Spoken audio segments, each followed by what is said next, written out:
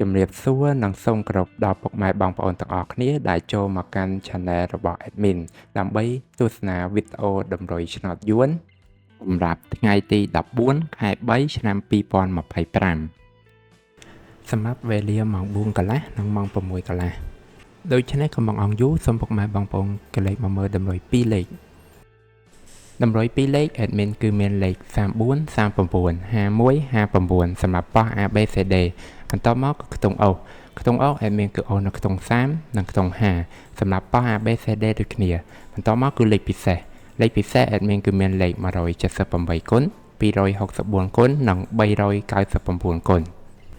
ដែលលេខទាំងអស់នេះសុទ្ធសឹងតែជាលេខដែលមានសង្ឃឹមថានឹងចេញខ្ពស់សម្រាប់ថ្ងៃនេះអរគុណពុកម៉ែបងប្អូនទាំងអស់គ្នាដែលបានទស្សនាវីដេអូនេះពីដើមរហូតដល់ចប់ក៏ជូនពរពុកម៉ែបងប្អូនទាំងអស់គ្នាធ្វើការសងសំណាននៅថ្ងៃថ្មីទទួលបាននូវការហេងឆ្នះចំទាំងអស់គ្នាជាចុងក្រោយ Admin សូមពុកម៉ែបងប្អូនជួយ Like Subscribe និង Share ដើម្បីជាកម្លាំងចិត្តដល់ Admin ផងនិងដើម្បីពុកម៉ែបងប្អូនទាំងអស់គ្នា